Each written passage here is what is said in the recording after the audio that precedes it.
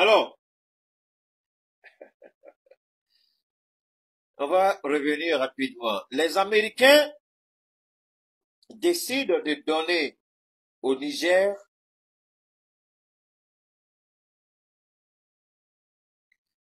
les Américains, je répète, décident de donner au Niger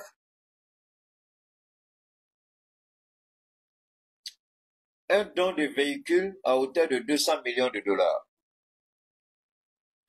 Du fait que le Niger a demandé le départ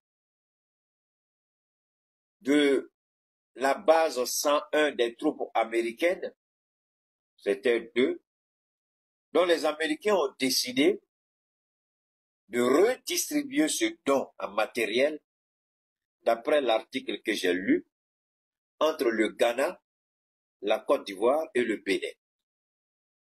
Alors, quand je dis à nos autorités, faites attention quand vous acceptez les dons américains, souvent les gens ne comprennent pas trop. Souvent, les gens disent, tu es trop extrémiste, on a besoin d'aide. Oui. Soyons sérieux dans ce que nous faisons, parce que vous prenez l'argent de quelqu'un qui veut vous imposer quelque chose. Vous prenez l'argent de quelqu'un qui manigance dans votre dos. Vous prenez l'argent de quelqu'un qui n'est pas d'accord avec vous. Alors, je voudrais que nos autorités comprennent ceci.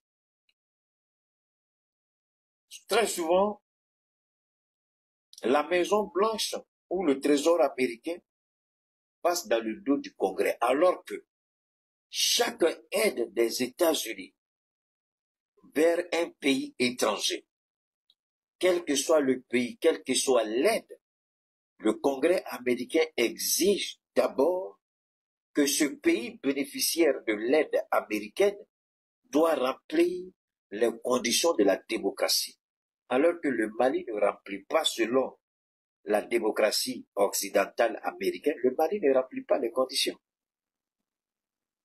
On a des militaires qui sont au pouvoir, qui n'ont pas été élus.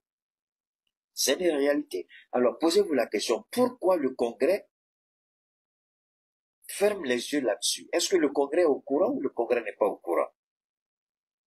Ça, c'est la première question. Parce que quand vous voulez être partenaire avec quelqu'un, moi je le dis toujours, apprenez à connaître les gens qui sont en face de vous, qui disent qu'ils sont votre partenaire. Qu'est-ce que les Américains ne savent pas du Mali? Les Américains savent des choses du Mali. Si vous le dites, ça va dépasser votre entendement. Ils savent ça comment? Parce qu'ils prennent le temps de faire leurs recherches sur nous. Mais en Afrique, on a cette mauvaise habitude de ne pas chercher à savoir avec qui. Parce que le complexe d'infériorité fait que quand on dit américain, tout de suite, on est d'accord. Pourquoi? Quand c'est les Américains, on est complexé et puis on tend la main. Moi, c'est quelque chose que je ne comprends pas. Je ne comprends pas. C'est vrai, on me dira, Keïta, tu n'as pas la réalité du pouvoir. Je suis d'accord. Mais je connais la réalité américaine mieux que beaucoup de ceux qui sont au pouvoir aujourd'hui. Parce que j'ai vécu avec eux. J'ai appris à connaître leur mentalité, leur psychologie, comment ils fonctionnent. Tu appuies un bouton ici, je te dis comment l'Américain va se comporter. Tu appuies un autre bouton là-bas, je vais te dire comment l'Américain va se comporter. Les Américains ne donnent rien pour rien. Les Américains cherchaient un moyen pour renouer le contact avec le Mali. Ça, c'est première information.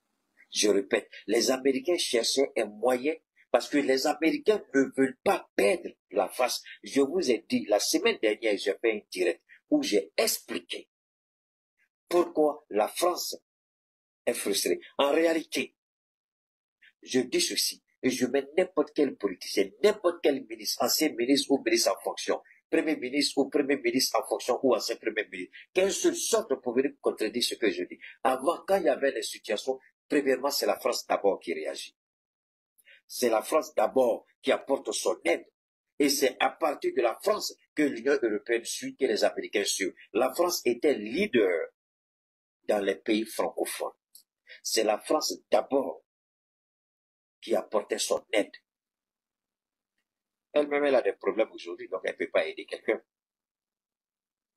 C'est pourquoi la France, puisque elle a peur des Américains, elle ne peut que parler. croyant qu'elle sera soutenue par l'Union européenne. C'est pourquoi la France a dénoncé l'attitude des États-Unis qui passent dans son dos pour renouer contact avec certains pays. Alors, est-ce que les Américains vont réellement donner ces véhicules? Les véhicules ne sont pas encore donnés. Vous avez vu, au Niger, il y a eu une délégation du Congrès américain qui allait voir le général Tiani. Alors que les Américains, ils ont deux idéologies que vous ne devez jamais oublier.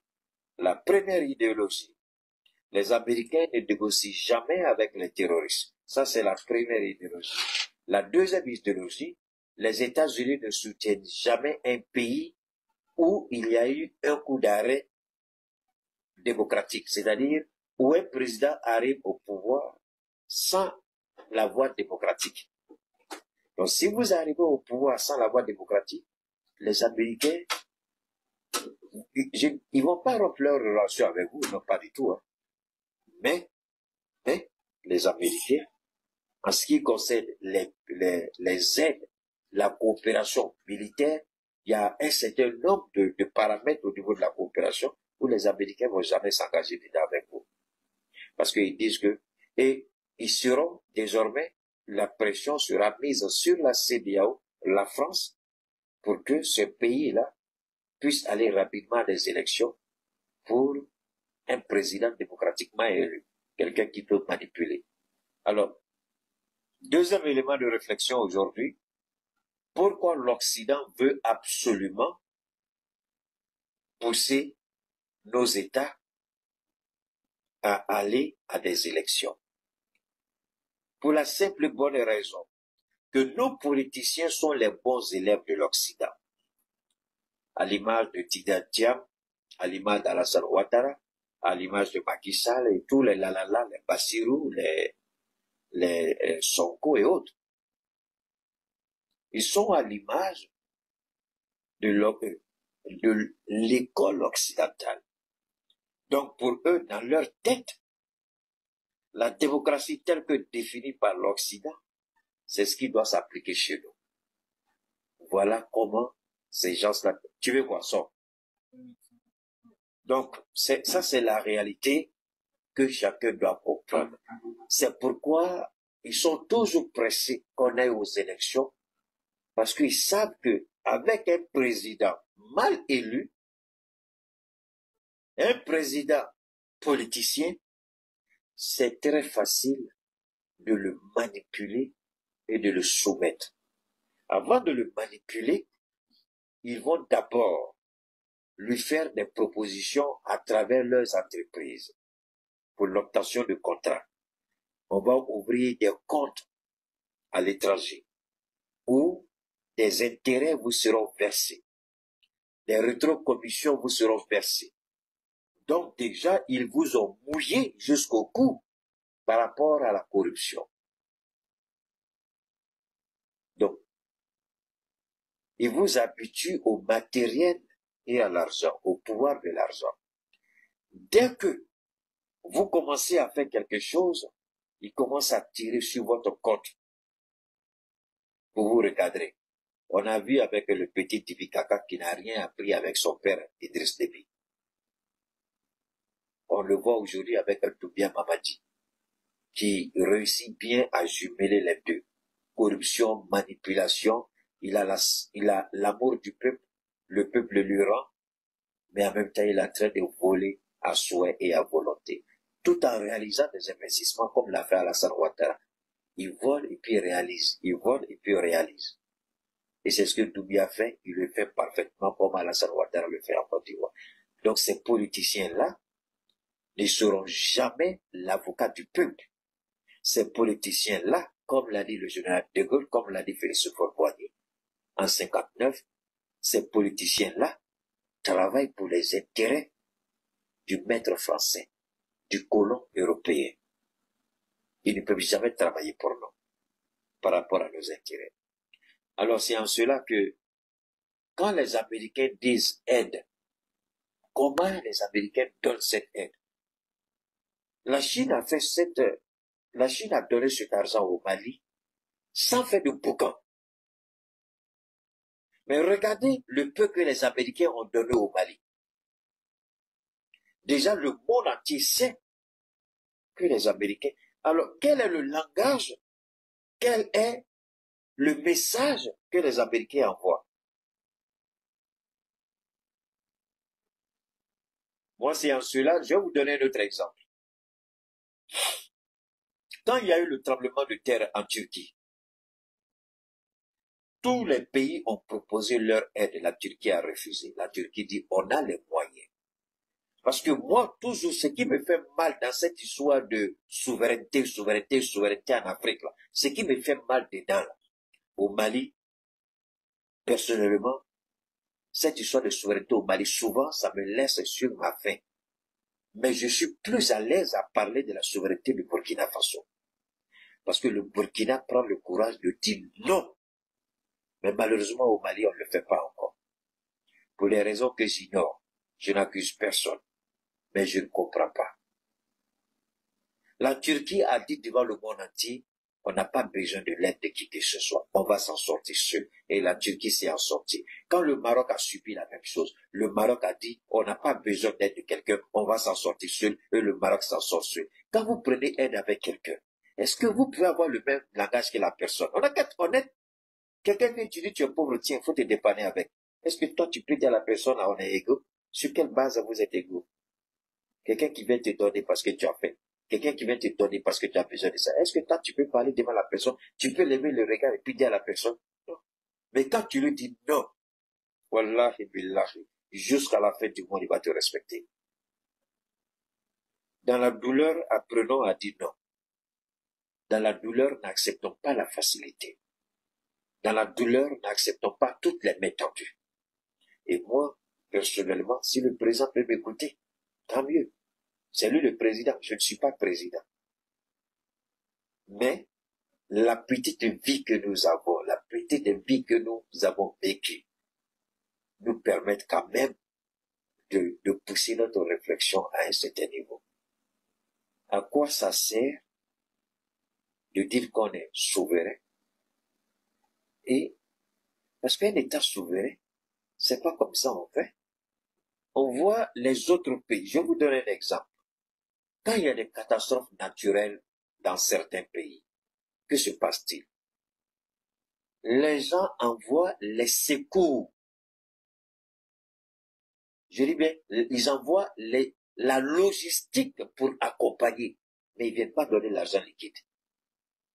Ils ne font pas ça. Ils viennent. On va dire, ah, Keïta, tout le monde reçoit aide. Il y a aide et puis il y a aide. Quand Keïta dit, il sait de quoi il parle, Keïta sait de quoi il parle. Je sais de quoi je parle. Je le répète, je sais de quoi je parle. Les autres, le genre d'aide que les autres reçoivent, je sais très bien quelle est la nature de l'aide que les autres reçoivent.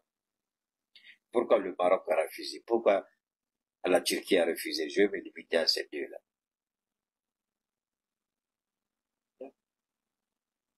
Il faut qu'on apprenne à gérer le peu qu'on a, quelles que soient les catastrophes auxquelles on sera confronté.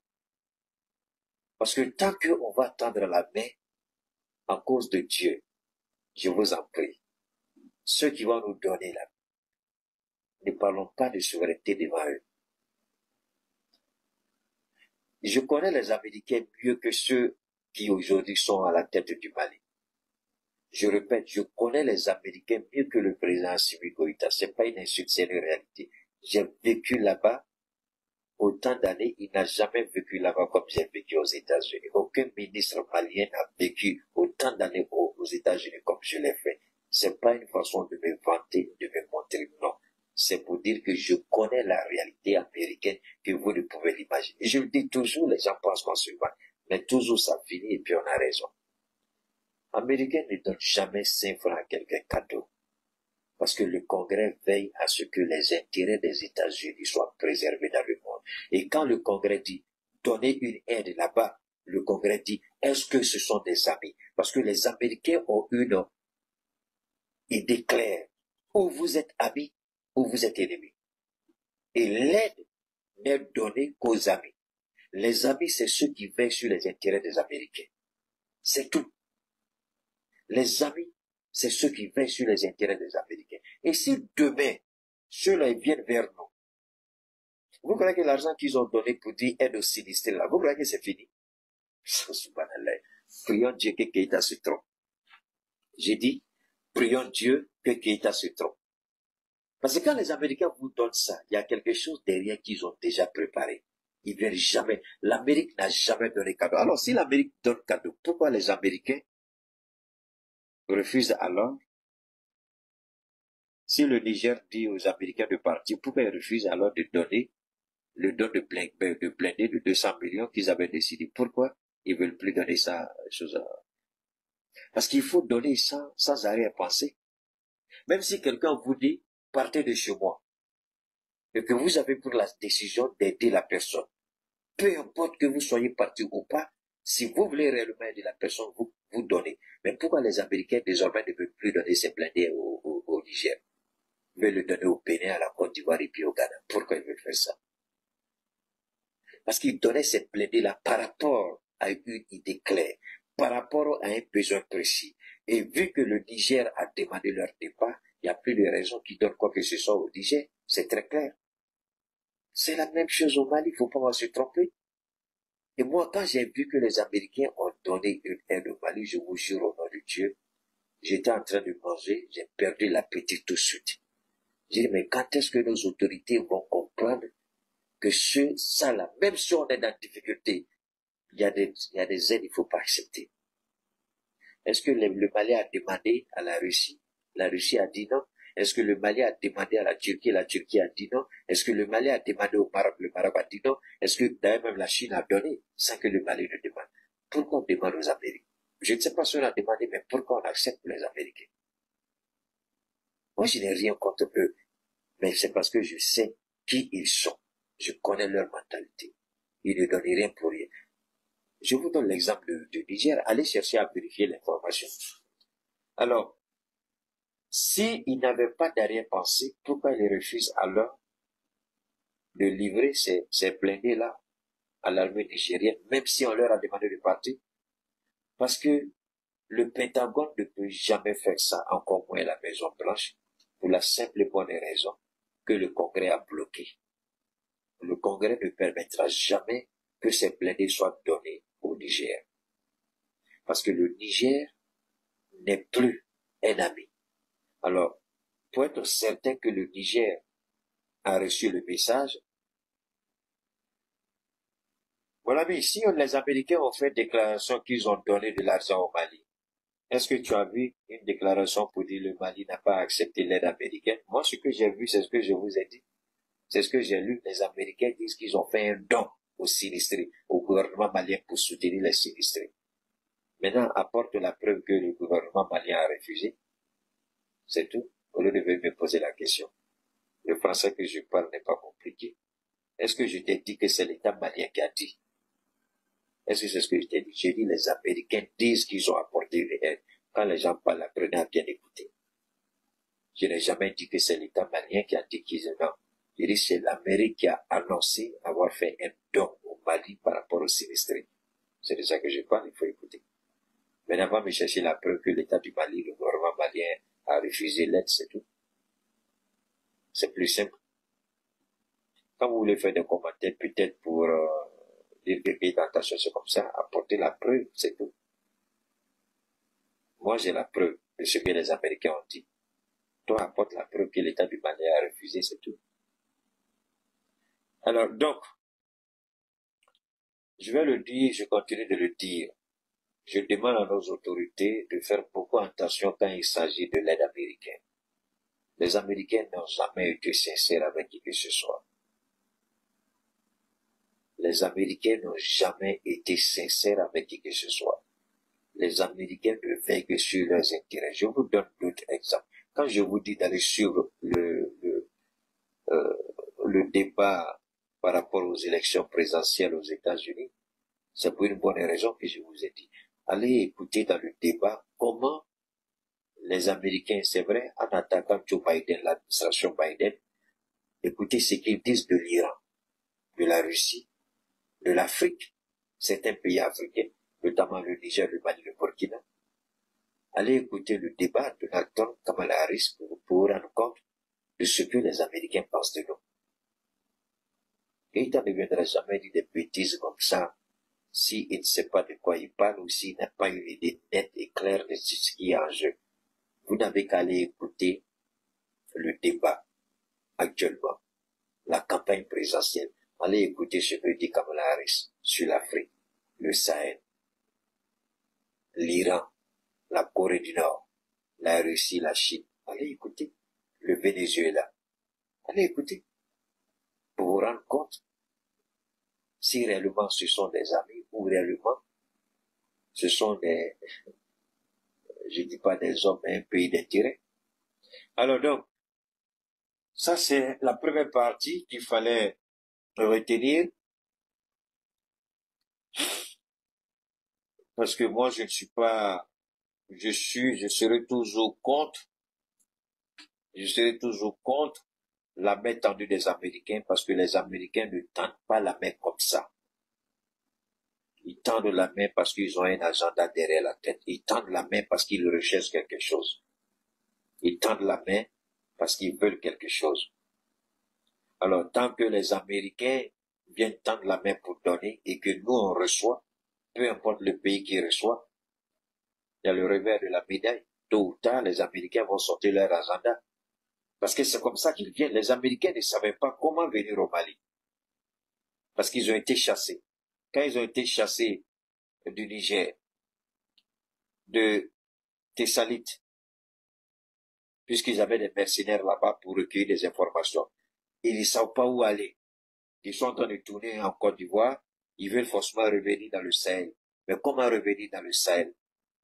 Je vous ai dit que les Américains, quand ils veulent quelque chose de vous, c'est comme un gars qui est en train de draguer une femme qui veut marier. Il va sortir toutes les cartes, tous les grands jeux pour séduire la dame. Et c'est ce que font les Américains.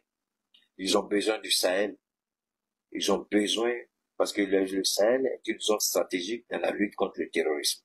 Et eux, ils ne veulent pas perdre cette phase. Si nous gagnons que eux, ils n'ont rien apporté, ça veut dire que désormais, ils seront obligés d'être là à notre condition. Et c'est de ça qu'ils ont peur. Parce que si nous arrivons à mener ce combat par la grâce de Dieu, nous sommes en train d'y arriver, avec l'aide de nos partenaires sincères et honnêtes, les Américains seront hors jeu. Nous, on ne verra plus leur utilité. Et les Américains ne veulent pas être hors jeu. Les Américains veulent être là. Les Américains veulent avoir le mot à dire. Parce que sinon, on mettrait le terrorisme, c'est dans notre intérêt ici dans le Sahel. Mais eux, quel sera leur intérêt? Ils seront toujours menacés parce que le terrorisme va se déployer ailleurs. Parce que eux, ils veulent être certains de pouvoir suivre le mouvement des terroristes. Parce que ici, ils n'ont aucun contrôle. Je voudrais que cela soit bien clair. Il faut qu'on se comprenne bien. Quand je parle, c'est de ça que je parle. Les Américains ne veulent pas perdre le Sahel. Ce n'est pas qu'ils veulent forcément venir s'installer, non. Ils veulent suivre le mouvement des terroristes, intercepter les communications et anticiper des actions terroristes dans leur pays. Mais si nous arrivons à combattre ce terrorisme chez nous ici, pour assurer notre propre sécurité, nous on ne le fait pas pour les Américains, mais on le fait pour nous-mêmes. Mais les Américains, ils vont perdre la trace des terroristes. Le jour vont les retrouver, peut-être que c'est des attentats sur attentats, attentats sur attentats. Et ça, ils ne veulent pas. Donc le Congrès met la pression sur le département d'État, sur le Pentagone, pour que absolument ils fassent tout pour revenir. C'est pourquoi les Américains ferment les yeux sur le don au Mali. Ils ferment les yeux sur le don au Niger. Parce que le Congrès fait exprès pour fermer les yeux. Parce que le Congrès ne permet jamais qu'un centime du contribuable américain soit donné à un pays où il y a eu coup d'État militaire. Moi, je n'ai pas besoin de convaincre quelqu'un pour ça. Je m'en fous de convaincre quelqu'un pour ça. Vous n'avez qu'à regarder et aller demander aux Américains. Vous n'avez qu'à écouter ce que disent les Américains. Mais pourquoi le Congrès ferme les yeux sur le don d'équipement au Niger, sur l'aide américaine au Mali? Pourquoi ils ferment les yeux dessus? Parce que ni le Pentagone, ni le département d'État, ni la Maison-Blanche ne peuvent se permettre de faire ces genres de gestes si le Congrès n'est pas informé. C'est le Congrès qui valide. Et pourquoi le Congrès ferme les yeux? Parce qu'ils ont besoin de nous. Quand je vous ai dit cette démocratie, c'est la mascarade, beaucoup de gens ne comprennent pas. Voilà un autre exemple pour que vous compreniez bien. L'aide au Niger, l'aide au Mali. Les aides sont différentes. Mais on ne veut pas donner de plein au Niger, mais pourtant, la pluie a causé plus de dégâts au Niger qu'au Mali. Mais pourquoi c'est au Mali on vient faire l'aide sociale, l'aide humanitaire selon eux, et au Niger? Le Niger n'a-t-il pas besoin d'aide humanitaire? Le Niger en a besoin. Puisque c'est les deux pays qui ont beaucoup subi par rapport aux inondations, au Niger et au Mali. Le Burkina, je ne sais pas trop, mais c'est le Niger que j'ai vu. Donc, logiquement, on devait partager une enveloppe entre le Mali et le Niger. C'est pas ce que j'ai vu. Alors, comprenez bien que veulent les Américains. Il y a une stratégie derrière tout ça. Il y a un enjeu caché derrière tout ça. Les Américains ne sortent jamais le chèque s'ils n'ont pas une intention derrière. Et si jamais le chèque s'ils n'ont pas une intention derrière. Moi, je voudrais interpeller nos autorités de faire beaucoup attention parce qu'il semble que on comprend pas trop le jeu des Américains. Et on doit faire beaucoup attention parce que les Américains ne font rien pour rien. Tout ce qu'ils font a un objectif et un but.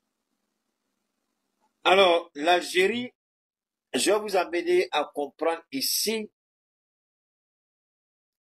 pourquoi une des raisons qui font que l'Algérie, Sahara occidental, l'Algérie, écoutez très bien.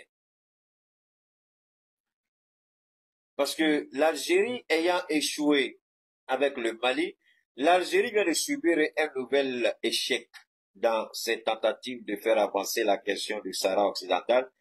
Ça, il y a à peine, il y a combien d'heures là? Attendez, je vais voir. Il y a eu combien d'heures? Ok, ça fait quelques jours, autant pour moi. Alors, le Conseil de sécurité des Nations Unies pour le mois de septembre n'a pas intégré cette question parmi ses priorités malgré les efforts diplomatiques de l'Algérie. Donc, l'Algérie se bat sur deux fronts. Le premier front, c'est le Sahara occidental, et puis le deuxième front, c'est Tizawanten.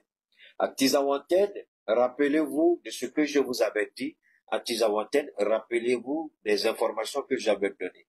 J'ai dit très souvent, les informations que je donne, ne croyez pas que j'ai une source d'informations. J'ai des gens qui sont appuyés quelque part, qui prennent des risques et donc me donner des informations. Je vous ai dit, ça n'existe pas.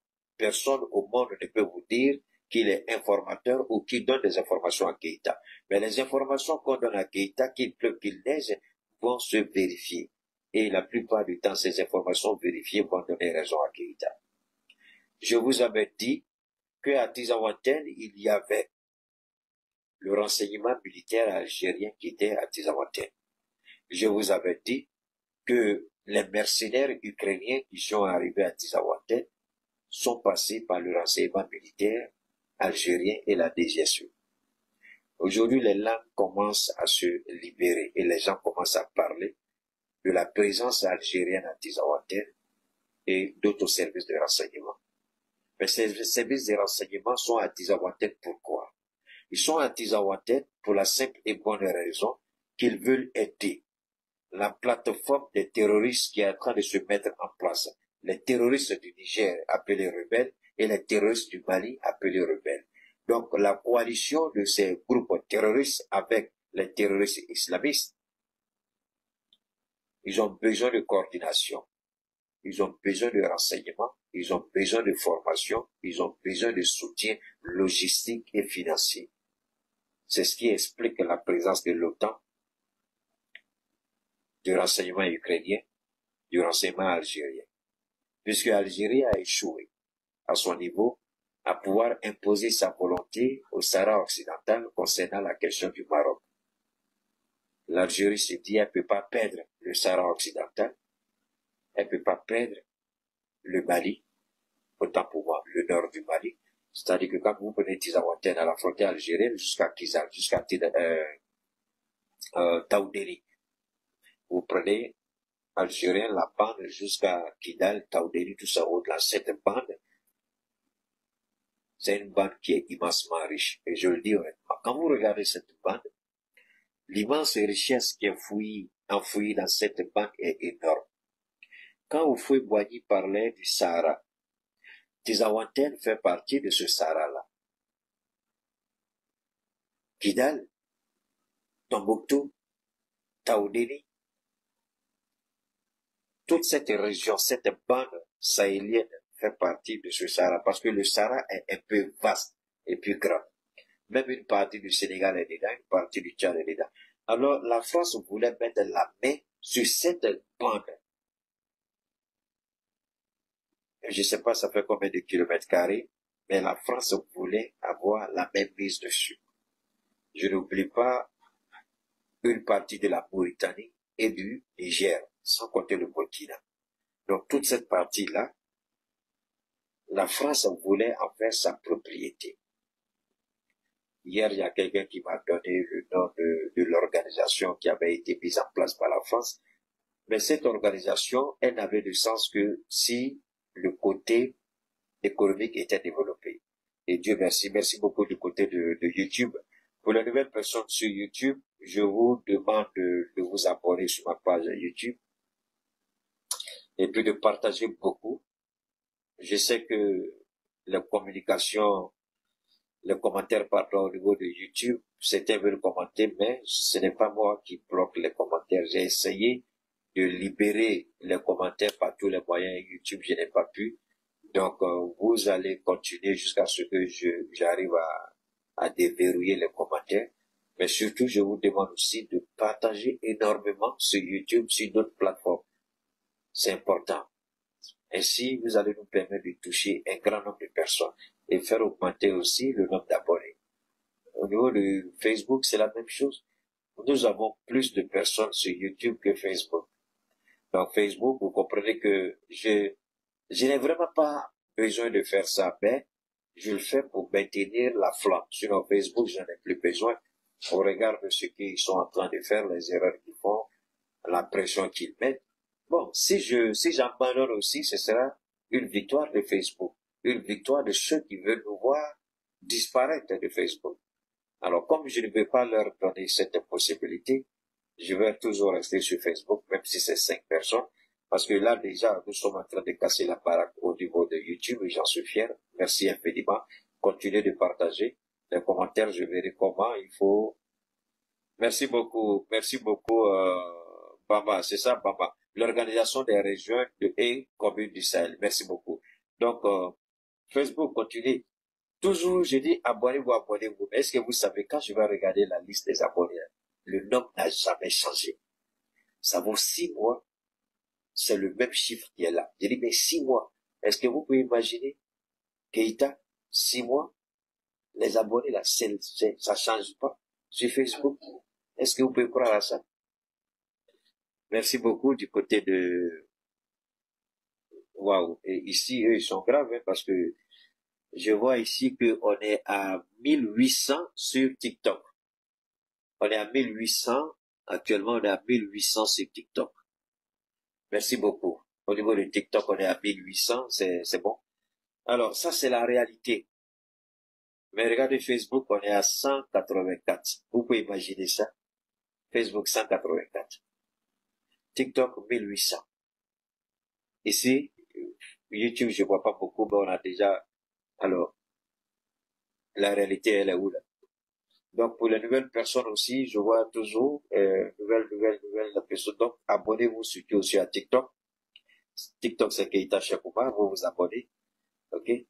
Même si c'est une personne qui est sur Facebook, il n'y a pas de problème, on va faire notre direct. Déjà, TikTok et YouTube, vous pouvez donner satisfaction. Facebook veut continuer ses petits, c'est son problème, je m'en fous éperdument. Mais ici, vous êtes mes deux supports désormais. Faites en sorte qu'on casse la baraque. Hein?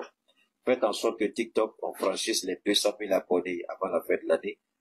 Ici aussi, qu'on dépasse les 100 000 abonnés, les 150 000 TikTok avant la Facebook, pardon, YouTube avant la Facebook, je vais plus dire abonnés. Je m'en fous là-bas. Parce que je vois que les gens s'abonnent, mais ça bouge pas. Les gens s'abonnent, ça bouge pas. Les gens s'abonnent, ça bouge pas. Est-ce que réellement c'est normal? Mais ici, les abonnements bougent, sur TikTok ça bouge, sur YouTube ça bouge, mais Facebook ça bouge jamais. Mais c'est pour décourager, non? Est-ce que le problème décourager? Pour nous, c'est l'amour du pays. C'est la patrie, on fait pas. Donc, on continue pour nous. Alors donc, quand vous regardez l'Algérie, à Tizawantel, l'Algérie se dit que elle ne veut pas perdre la face. Elle a déjà perdu la face où? Elle a déjà perdu la face dans le Sahel avec le Mali. Elle est en train de perdre avec le Niger. Ses intentions sont en train d'être bouleversées. Donc il faut revoir ce qui fait que nous remercions le Dieu Tout-Puissant et cela me permet de vous amener ici. Je vais lire ça pour vous rapidement. L'École nationale de police Amadou Touré dit Gandhi a servi de cadre ce matin au lancement de la plus grande démonstration de matériel d'armement militaire jamais organisée en Afrique de l'Ouest. De toute l'histoire des pays de l'Afrique de l'Ouest, comme le dit ici, écoutez très bien, je vais finir de lire d'abord et puis après on va commenter. Et c'est la société turque Kanik, en partenariat avec 6 autres sociétés spécialisées dans le domaine, n'est-ce pas, qui étaient à l'honneur, c'est-à-dire le domaine militaire, qui était à l'honneur. L'événement organisé par l'Agence nationale de la sécurité d'État, c'est la sécurité d'État du Mali qui a organisé ça, hein. Donc bravo à Bourbokone. L'événement organisé par l'Agence nationale de la sécurité d'État, en collaboration avec la société Kanik, est présidé par le ministre de la Sécurité et de la Protection civile, le général de brigade Daou Ali Mohamedine, a été rehaussé par la présence de hautes personnalités, au nom desquelles le président du Conseil de transition. Vous savez qu'à l'ouverture, le président Assimi Goïta était déjà en Chine. Hein, on a pu voir l'image sur la télévision nationale. Le colonel Malik, le colonel autant pour moi, et le ministre directeur général de l'Agence nationale de la sécurité d'État, le colonel Bourbokone. Le grand Bourbokone, le secrétaire général du ministère de la Défense et des anciens combattants, le général de division Sidiki Samake, le chef d'état-major général des armées, le général de division Ouma Diarra, la haute hiérarchie militaire, des ambassadeurs des pays amis, dont celui de la Fédération de Russie et de la République turque, associés aux représentants d'autres représentations diplomatiques et consulaires, ainsi que les représentants des pays de l'AES. Donc on a fait appel au Niger, on a fait appel au Burkina Faso, qui ont envoyé des délégations de haut niveau pour assister. Il était question, je crois, la bande, vous avez tout pu voir, la Turquie est venue exposer des armes. Vous savez que le Mali a dit, il faut faire le transfert de la technologie. Et le transfert de technologie, c'est pratiquement dans tous les domaines aujourd'hui au niveau du Mali. Mais le domaine le plus avancé, c'est l'armement. On va commencer d'abord par la production de munitions. Les armes que nous achetons, nous demandons le transfert de technologie pour la fabrication des munitions de ces armes-là. C'est étape par étape. Je dis bien étape par étape, comme on dit, c'est en mangeant que l'appétit vient. Donc, il faut commencer d'abord par la production de munitions. Après la production de munitions, il y aura certainement soit l'assemblage, parce qu'on n'a pas les moules ici qu'il nous faut pas qu'on l'oublie. Si par exemple le Mali veut fabriquer ses propres armes, vous avez besoin de moules. Par rapport, si c'est les Kalachnikov, les AK-47, les pistolets, les gros calibres, il faut avoir les moules adaptés à ça. La matière première, les éléments qu'il faut utiliser pour mettre en place ces armes-là, ça demande un petit temps. Mais la production de munitions, c'est plus facile. La composition, le matériel. Donc, on vient rapidement avec les moules qu'il faut. Il faut aussi, c'est les calibres 45, calibre 12, calibre 24. On sait tout de suite, on les fabrique et puis on les utilise, les gros calibres comme les moyens ou les petits. Donc, à ce niveau-là, le Mali est déjà avancé. Donc, la société turque est venue présenter ses armes. Le Mali, désormais, ne va plus seulement, pas seulement le Mali, l'AES ne va plus seulement acheter des armes. Non. L'AES va acheter des armes, certes, mais l'AES va demander que nos experts, nos ingénieurs militaires dans le domaine du génie militaire seront formés à la mise en place soit des munitions, soit de ces armes. Mais le transfert de technologie, c'est étape par étape, progressivement, pour que le Mali soit véritablement indépendant et souverain dans la production d'armes. Parce que quand je dis le Mali, il s'agit pour moi Waouh, on a franchi les 2000, on est à 2300 connectés directement sur TikTok. Chapeau à TikTok, 2300. On était à peine à 1800, on est à 2300 sur TikTok. Merci infiniment. Facebook, tu peux fermer le compte de Keita si tu veux, c'est ton problème. Voilà la réalité de Keita. Keita peut pas faire un direct sans être les 2000 quand même. Je sais pas, c'est Keita, c'est un label. Si Facebook veut me bloquer, c'est son problème. Merci du côté de Facebook, merci du côté TikTok, merci du côté de YouTube. Alors, je reviens très rapidement pour clore ce chapitre.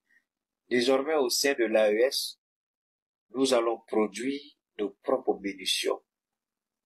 Ça, c'est la première étape pour atteindre désormais l'assemblage des blindés.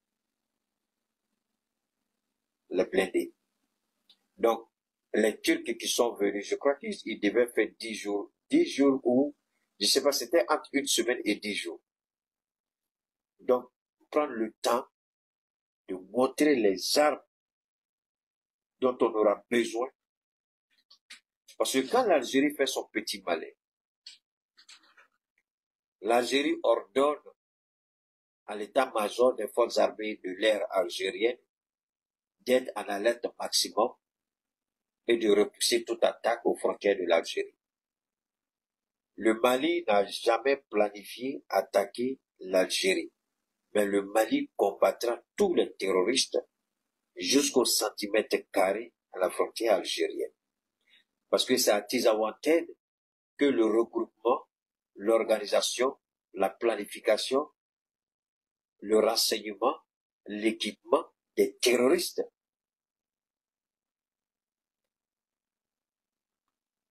C'est dans cette zone que la DGSE, l'OTAN, le renseignement algérien et ukrainien, c'est là-bas qu'ils veulent travailler pour créer plus de tort au Mali. Qu'est-ce que nous avons fait pour mériter ça? Nous disons, nous voulons notre souveraineté. Donc l'Ukraine s'est dit, tant que la Russie est chez nous, nous allons aussi essayer de nous attaquer aux intérêts russes en Afrique. Ça vient de commencer, ne croyez pas qu'ils vont arrêter. Non.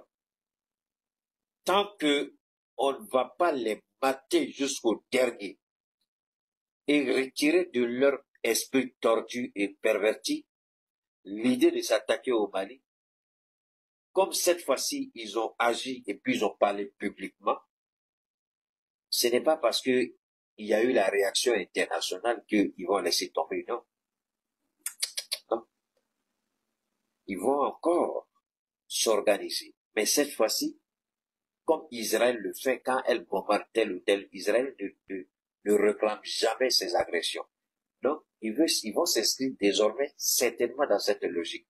Apporter des soutiens, mais rester tapis dans l'ombre. C'est pourquoi le Mali l'a très bien compris, le colonel Assimi l'a compris, l'AES a compris.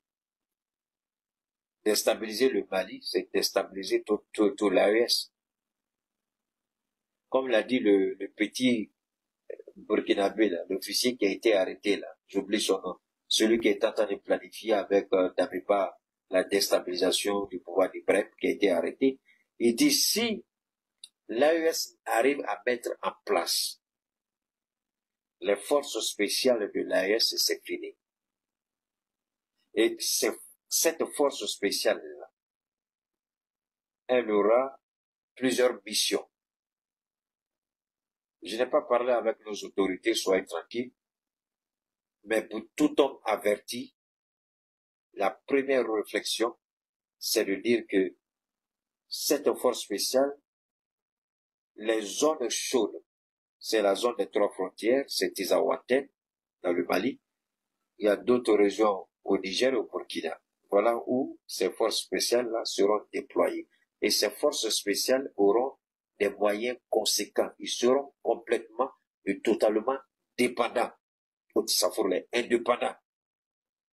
C'est-à-dire les forces spéciales de l'AES seront les meilleurs éléments des différentes forces spéciales des 3 pays. Leur dotation en drone, en hélicoptère, transport de troupes, avions de combat, blindés, tout ce que vous imaginez, ils seront, c'est-à-dire que ces éléments-là seront complètement autonomes. Dès qu'il y a une situation, ils n'ont pas besoin de dire, ah, on va attendre l'hélicoptère et aller déposer des militaires dans telle ou telle région, on attend le retour de l'hélicoptère pour partir. Non, non, non. S'il y a une situation sur le champ net, il y a un hélico qui est disponible, il s'élève tout de suite avec ces éléments-là pour les larguer sur la zone en question, et puis les opérations commencent. Avant qu'ils n'arrivent là-bas, déjà les drones les ont précédés pour balayer, pour apporter toutes les images nécessaires au centre d'opération. Les forces spéciales vont pas aller aveugles. Donc, ce que je dis ici, elle est toute simple. Ces armes que nous sommes en train d'acquérir aujourd'hui, il y a une grande partie qui sera réservée aux forces spéciales de l'AES. Ces armes que nous sommes en train d'acquérir aujourd'hui, que nous avons vues et aimées en Chine, beaucoup de ces armes-là vont servir aux différentes, je dirais pas aux différentes forces, mais à l'élite de l'AES. Ceux qui seront au charbon jour et nuit avec les terroristes. Ils le savent. Ils ont compris. Pourquoi les Américains, subitement, tout à coup, brusquement, viennent? C'est pas le Pentagone. Parce qu'il y a un officier américain, merci la barre, on a déjà dépassé la barre de 3000 abonnés, 3200 sur TikTok. On est à 3200 sur TikTok. Alors qu'on n'arrive même pas à avoir 180 sur Facebook. J'ai dit bien, on est à 3200 sur TikTok. 3200.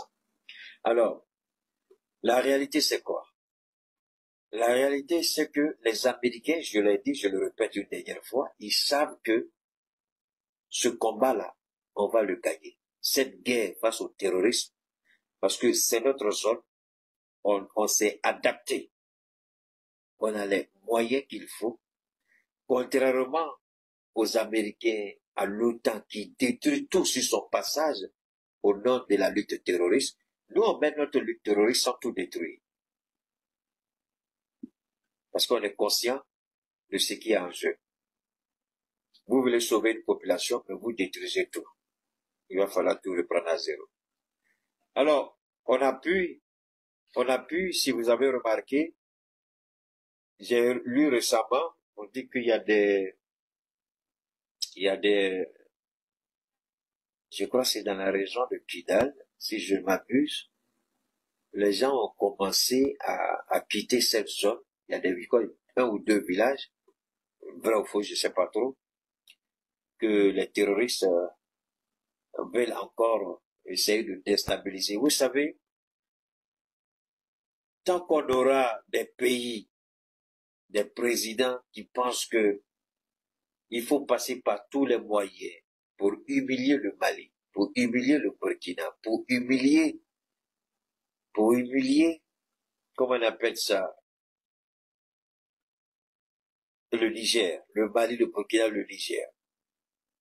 Parce que nous avons décidé de prendre notre avenir à main. Nous avons décidé d'assumer véritablement notre souveraineté. Quand vous avez des présidents tels que Ouattara, qui donnent la main à l'Occident pour nous combattre, oui, on aura toujours le terrorisme à combattre dans nos pays. Mais le plus important aujourd'hui, comme le président Assimi Goïta l'a dit lui-même, il n'y a pas de sécurité zéro. Il y a toujours des risques d'insécurité. Mais le plus important, c'est de réduire au maximum les risques. Si aujourd'hui nous sommes à un risque de peut-être 30 ou 40%, parce qu'il faut reconnaître que nos forces armées ont travaillé, si on a un risque de 30 ou 40%, il faut le ramener à 1, 2, 3%. Je répète, si on a un risque de 30 à 20% ou de 20 à 30%, il faut le ramener de 3 à 5%. 5% même c'est trop. Il faut le ramener entre 1 et 3%. Parce que personne ne peut dire, écoutez, en début de semaine, vous avez vu, je crois que c'était en Géorgie, vous avez vu, il y a un petit qui est entré, qui a tiré sur tout le monde. Son père même a été placé en garde à vue, je crois. L'enfant a été arrêté. Il sera jugé et condamné. Son père a été arrêté aussi. Donc, ça, c'est les États-Unis, je vous en prie. Donc, les morts par arme à feu aux États-Unis, je répète, les morts par arme à feu aux États-Unis dans l'année, quand vous comptabilisez, c'est plus élevé que ce que les terroristes tuent dans le Sahel. Je répète, les morts aux États-Unis par arme à feu est plus élevé que ce que... Donne-moi une seconde.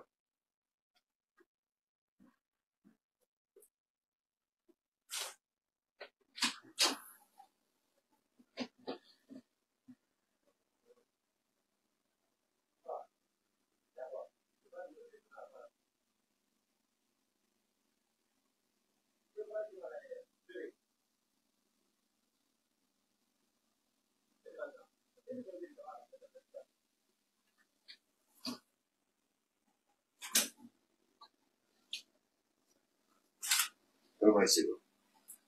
Ils sont sous la pluie, là, en train de toucher, on a acheté le médicament et puis il refuse de prendre.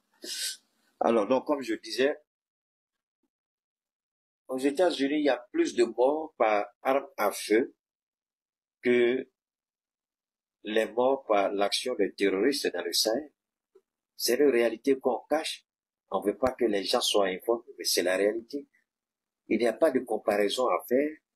Il n'y a pas, merci, bon, c'est pas vrai, on est à 4600 là-bas. Mais TikTok là, ils sont graves, hein. Merci infiniment, 4600. Alors donc, vous avez entendu ce que je vous ai dit. Ça c'est ma façon à voir les choses. Je ne dis pas que tout ce que j'ai dit, j'ai absolument raison. Mais je prie par moment que je me trompe. Parce que c'est rare que je me trompe dans ces cas de figure-là. C'est rare que je me trompe. Et la réalité, c'est là. La première des choses, c'est que je vais être clair, je n'ai pas, c'est pas vrai. Après, on va développer tout ça. Ça c'est. Alors, je vous ai fait écouter hier quelque chose par rapport à la crise énergétique, mais on va pas en parler. Aujourd'hui, ce que je voulais, pourquoi j'ai dit tout ça? Parce que je suis en train de vous préparer par rapport à un grand direct que je vais faire pour, ce grand direct-là sera de faire le bilan de la visite du président Assimi Goïta en Chine. Est-ce que la visite du président Assimi Goïta en Chine a été bénéfique, un, pour le Mali, deux, pour l'AES? Quels sont les avantages que nous avons tirés et que nous allons tirer? Contrairement à ce qu'on dit, je répète, contrairement à ce qu'on dit, on veut nous faire croire que nous sommes isolés. J'ai même vu des petits journalistes, des petits ratés journalistes. Moi, ça me fait rire quand je vois ces petits journalistes pervertis qui disent que le Mali, je sais pas comment vous le dire là, que le Mali, écoutez ça d'abord, écoutons ça. On va écouter ça.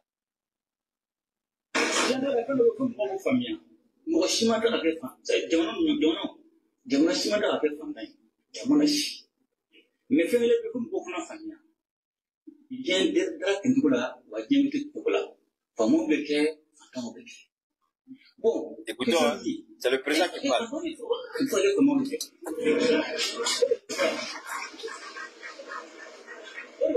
Il dit, ici, ça c'est la rencontre qu'il a eue avec les résidents maliens en Chine. Vous savez, c'est ce langage de vérité que nos présidents ont accepté d'épouser. C'est ce langage de vérité qui fait de nos présidents aujourd'hui des présidents respectés et respectables. Je répète, c'est ce langage de vérité qui fait de nos présidents aujourd'hui des présidents aimés par leur peuple. Ici, à Bambara, il dit, aucun pays n'est né pauvres. Ça, c'est la déconstruction du narratif mensonger de l'Occident. Vous avez entendu le président Oufoué, j'ai pas besoin de faire repasser chaque fois ce qu'il a dit. Vous avez entendu ce que Oufoué a dit par rapport au Sahara. Vous regardez les agitations de l'Union européenne, de la France et de certains pays par rapport au Sahara. Le Sahel a même mot. Regardez l'agitation des Américains. Regardez. Alors, moi, j'ai du mal à comprendre une chose en ce qui me concerne en tant qu'individu. Si moi, Cheikh Oumar Keïta, je décide de couper le pont avec quelqu'un, c'est avec je dis bien, si je décide de couper le pont avec quelqu'un, ce sera sans regret, sans amertume, et le retour n'est jamais envisageable. Je pars et c'est fini. Il n'y a pas de retour possible. Ceux qui me connaissent savent très bien de quoi je parle. Je n'ai pas dit mes amis, hein. Je dis ceux qui me connaissent. Parce que méfiez-vous de quelqu'un qui va vous dire je suis ami avec Keïta. Je ne dis pas que j'ai pas d'amis, mais faites attention, si quelqu'un se prend être mon ami, faites beaucoup attention. Tant que je ne vous présente pas quelqu'un comme mon ami, si la personne dit qu'elle est amie de Keïta, dites j'ai compris. Je répète, c'est fondamental, il faut faire très attention. Très attention. Aucun pays n'est des pauvres. Si votre sous-sol est pauvre, Dieu vous donne des hommes intelligents. Dieu vous donne des gens capables, des responsables, des dirigeants qui osent. Je prends le cas d'Israël et du Rwanda. Le Rwanda, si on veut se référer au sous-sol rwandais, le Rwanda est un pays pauvre. Mais aujourd'hui, le Rwanda fait partie des pays les plus riches de la planète.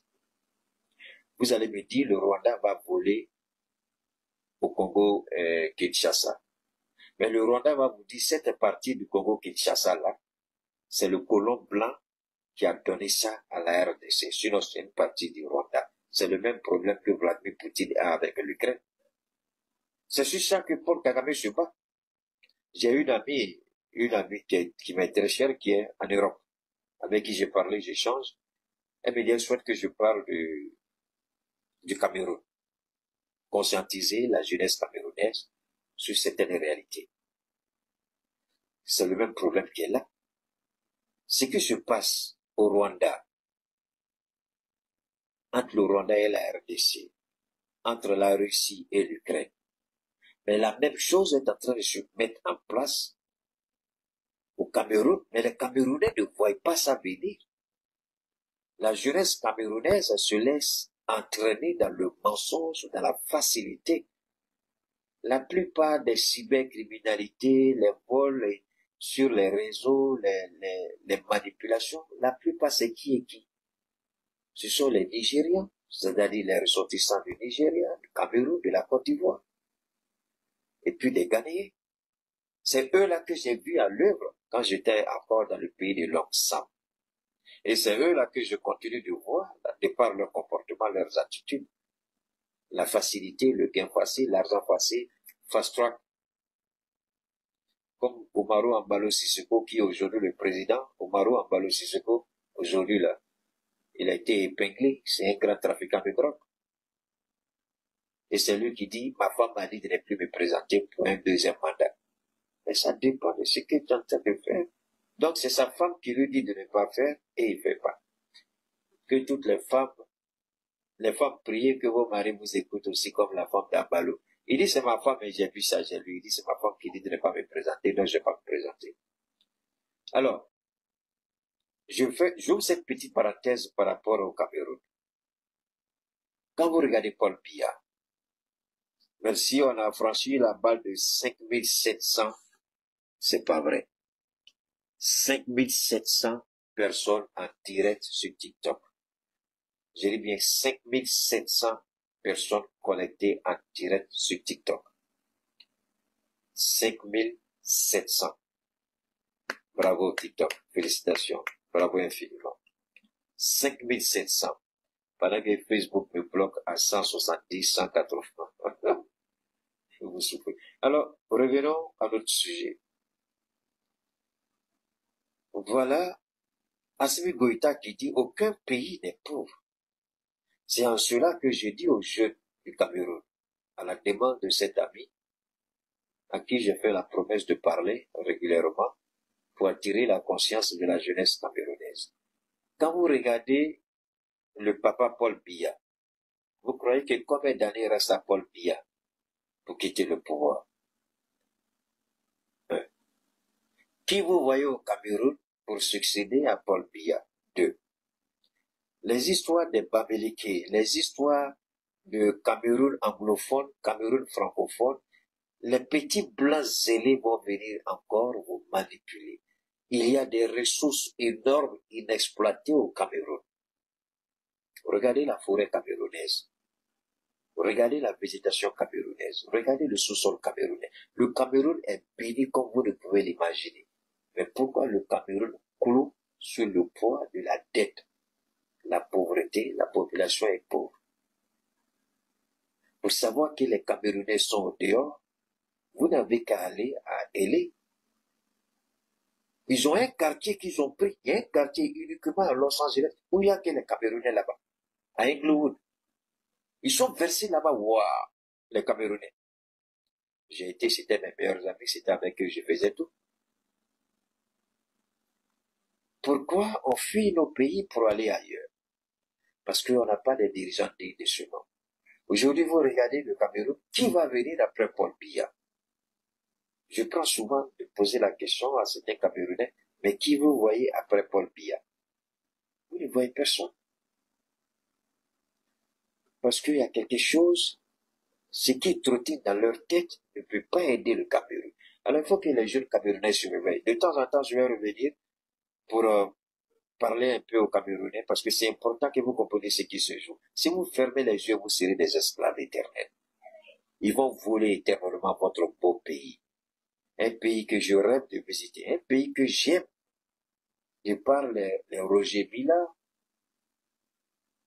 les Roger Mila que nous avons vus, les Antoine Ben que nous avons vus, qui nous ont amenés à connaître le Cameroun, à découvrir le Cameroun. Parce que c'est avec ceux-là, c'est eux qui ont vendu l'image du Cameroun avant. Hein. À l'époque, on était encore jeunes quand ceux-là jouaient au ballon. De toute façon, ils ont chipoté les éléphants de Côte d'Ivoire. À l'époque, j'étais encore en Côte d'Ivoire, évidemment, c'est pourquoi j'en parle. Donc les Camerounais, c'est ceux-là, Antoine Ben, qui nous ont amenés, le gardien Corbeau, le gardien Génie. Ce gars-là, il arrêtait les ballons comme c'est pas. Je ne sais pas si l'Afrique a eu un gardien comme Antoine Ben. Il était le meilleur, il reste encore le meilleur gardien de tous les temps. Et c'est un Camerounais.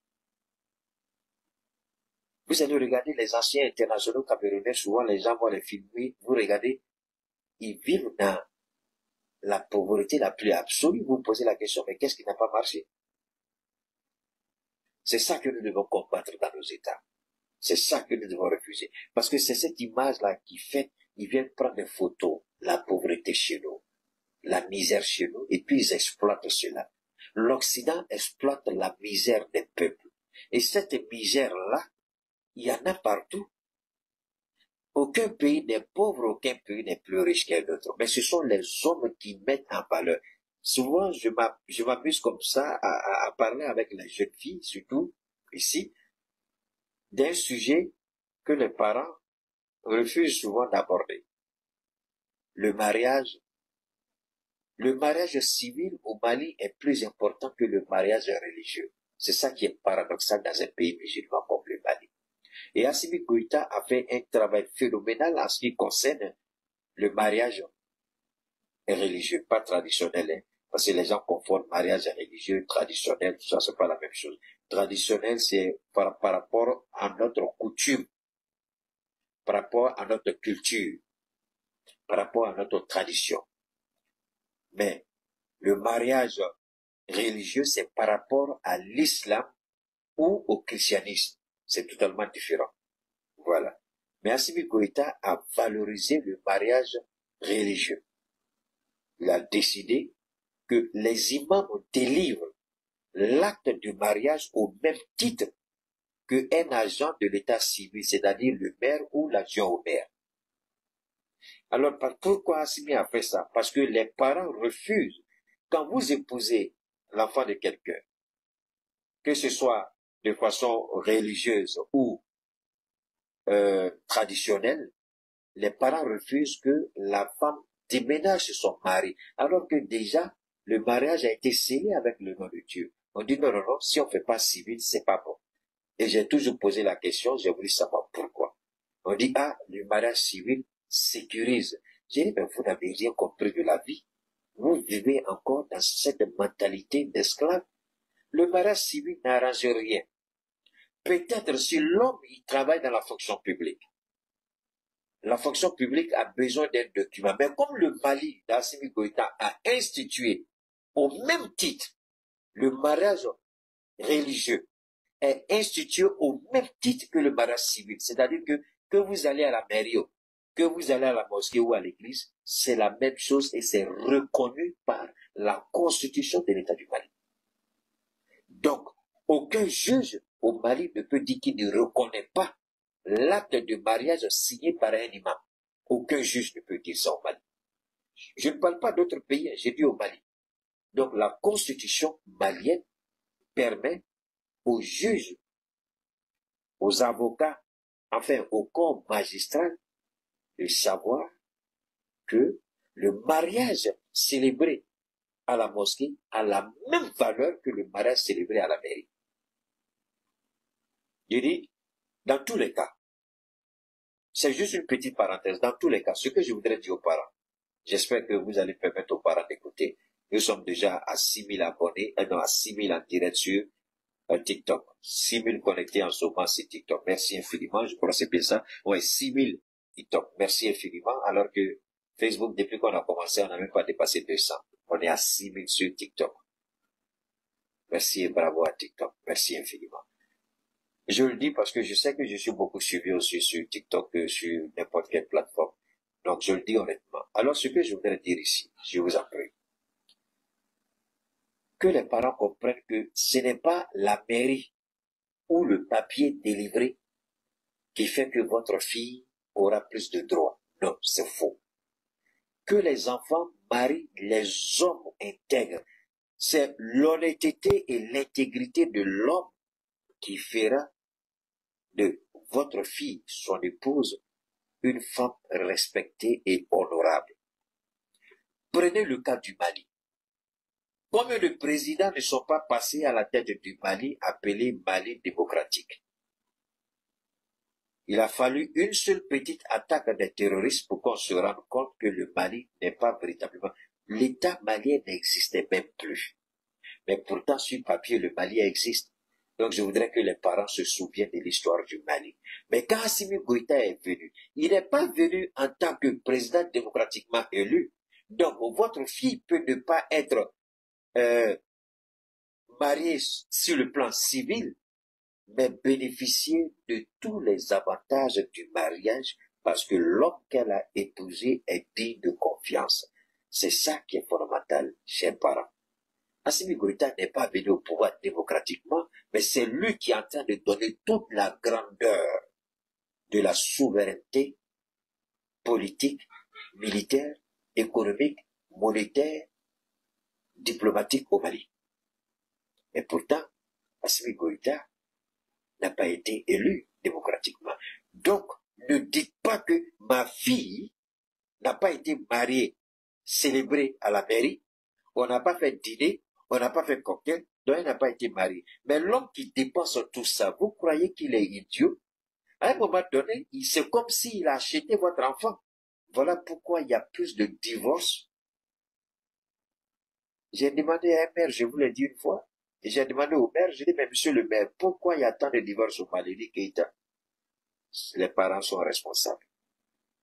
Il dit quoi? Il dit, les parents sont responsables. Je ne vais pas dire tout ce qu'il a dit ici. Évidemment, les parents sont responsables. Les gens pensent que si vous n'êtes pas devant un maire, vous n'êtes pas marié. Ça, peut-être, c'est en Côte d'Ivoire. Ça dépend de la constitution du pays.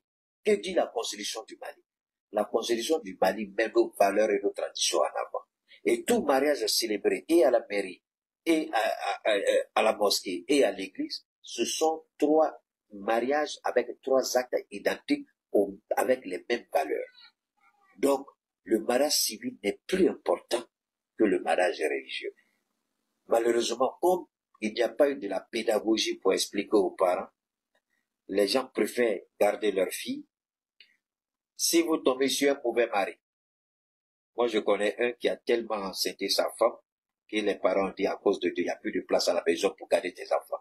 Parce qu'il avait religieusement marié sa femme et puis coutumièrement. Mais seulement il n'a pas fait la mairie. Les parents avaient gardé la fille. Lui aussi, il a passé son temps à enceinte seulement sa femme. Il a le droit puisqu'il a épousé. Les enfants ont commencé à être encombrants. Les parents ont dit pardon. Viens prendre ta femme, tu es parti. Et puis il allait la prise sa femme. Il allait devant un maire et lui et son ami était témoin, la femme aussi témoin. Ils ont fait sans ouïouaya. Il est parti avec ses enfants et puis sa femme sur lui à la maison. Matiama bana. Ça, c'est une réalité que les gens doivent comprendre. Ce n'est pas le papier qu'on vous donne qui donne de la valeur au mariage. C'est l'homme qui donne de la valeur au papier qui existe entre vous. Si l'homme est un idiot, un irresponsable, le papier entre vous que vous appelez mariage civil n'aura aucune valeur. C'est l'homme qui fait de vous une femme honorable. C'est l'homme qui fait de vous une femme respectable. C'est pas le papier de la mairie. Et s'il dit séparation de biens, vous allez faire quoi? Ou bien ce joueur-là qui a mis tous ses biens au nom de sa maman. Le jour à divorce, tu pars zéro. De toute façon, tu es venu dans ce comme ça, tu retournes chez toi. Mais pourquoi vous rentrez d'abord dans le mariage avec l'idée qu'il y aura divorce? Donc dans le divorce, il faut que vous puissiez gagner. Pourquoi vous rentrez dans le mariage avec l'idée que peut-être c'est le mari qui va mourir avant vous? Donc vous devez profiter de ses biens.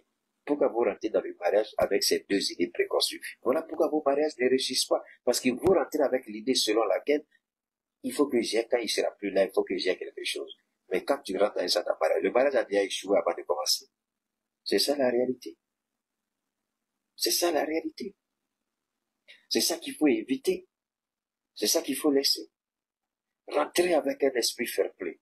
Si ça marche, alhamdulillah, les enfants vont bénéficier des bienfaits. Parce qu'un mariage stable, aujourd'hui, nous sommes dans la prospérité de nos parents. Moi, ma maman n'a pas été mariée à la mairie.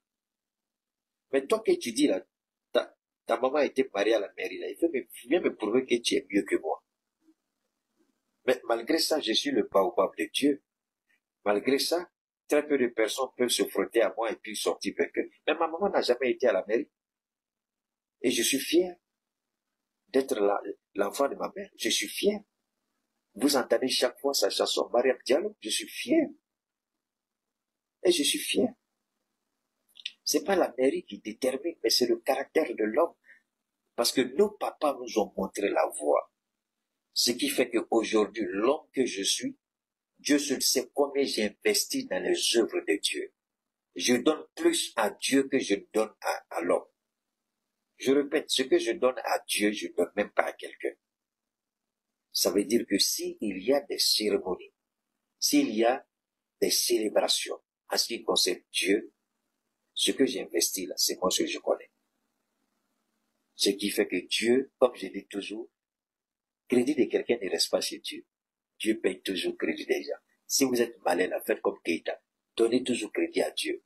Il va payer. Ça ne reste pas. Vous donnez 1 million à Dieu aujourd'hui. Le temps de vous rendre compte, là, Dieu a déjà mis 10 millions, 20 millions, 50 millions, 100 millions dans vos mains. Et je vous mets au défi. Tentez et puis regardez voir. Mettez Dieu à l'épreuve. Dieu dit, mettez-moi à l'épreuve. Et c'est ce que moi je fais toujours. Et puis je ne calcule pas. Parce que souvent, quand vous voulez faire le petit diable, viens vous mettre dans les petits calculs. Ne rentrez pas dans le petit calcul du diable. Quand il commence les calculs, il faut sortir dedans.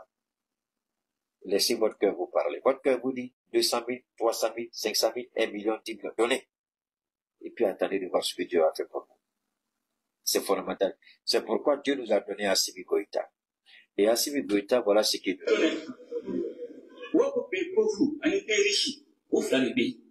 Parce que vous m'avez dit, il y a un mot de mot. Vous avez le chef Fantin. Faut que vous le mot. Avec quel quoi? Il est là. C'est comme ça. Il y a un Fantin créé.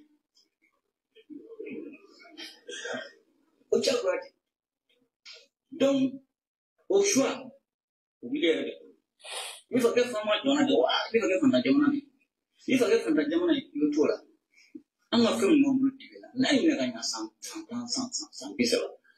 Abu plus Il dit, ce qui est dans le sous-sol, on va développer ça. Je voulais mettre la puce à l'oreille. Ce que Assimi a, je voulais mettre la puce à l'oreille. Ce que Assimi a dit, on va revenir sur ça, Inch'Allah.